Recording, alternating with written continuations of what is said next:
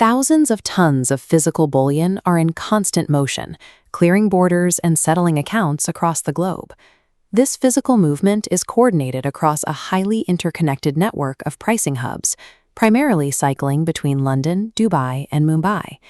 At the gravitational center of this network sits China.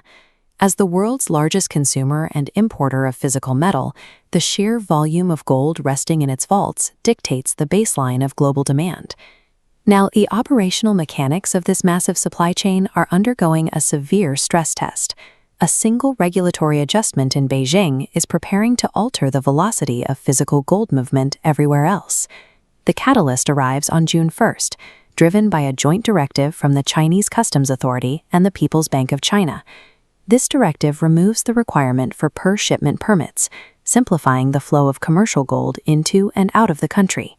Reducing the time it takes for a cargo to clear customs directly impacts the global gold trade, as it allows physical supply to reach the market hours or days faster.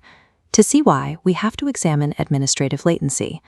In global trade, bureaucratic red tape functions as a literal, physical constraint on the flow of capital.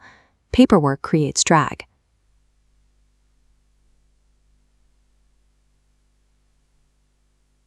By eliminating this administrative drag, China is turning a routine customs procedure into a strategic tool to capture global pricing power. To measure the impact of this change, look at the strict limitations of the old system, the discrete licensing model. Under this framework, corporations were required to secure a completely separate, newly approved permit for every single shipment of metal they moved. This created a severe bottleneck. Thousands of kilos of bullion were routinely stalled, forced to wait out distinct paperwork approvals and manual customs inspections. Every day, metal sits idle on a loading dock. It traps immense amounts of institutional capital. Worse, it cripples a trader's ability to react to sudden price swings in the international market. The discrete licensing system essentially forced traders into slow motion, acting as a heavy handbrake on the physical velocity of the gold supply chain. On June 1st, the handbrake comes off with a new framework, non-one batch, one license. Under these new operational mechanics, traders are granted a single master permit that remains universally valid for 9 full months. As long as their total volume stays under a pre-approved quota limit, they can execute an unlimited number of continuous cross-border shipments without reapplying. This dual pipeline model demonstrates the structural upgrade. The top pipeline represents the old system, where distinct blockages constantly stall inventory. The bottom pipeline shows the new continuous quota, opening a high-volume valve. Capital now loops through rapid trade cycles without logistical hurdles. The immediate beneficiaries of this speed are large-scale jewelry operations, international dealers, and high-frequency trading firms, who can suddenly turn over inventory at lower costs. Replacing rigid per-shipment approvals with flexible continuous quotas permanently accelerates the physical velocity of the entire global market. But how does moving physical metal faster actually change the global price of gold? This chart plots the mathematical relationship at play here. We compare transaction time against trading volume and volatility. As the time required to complete a transaction drops towards zero, trading volume and volatility spike aggressively upward.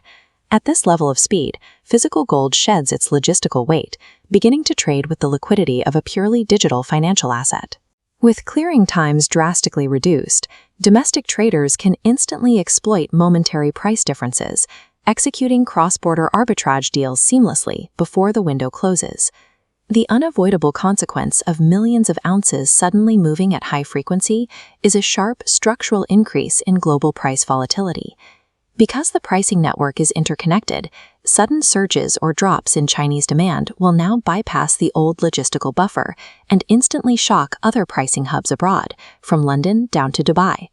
By simply eliminating domestic friction, China mathematically forces the rest of the interconnected world to absorb higher market volatility. The June 1st rollout is highly specific.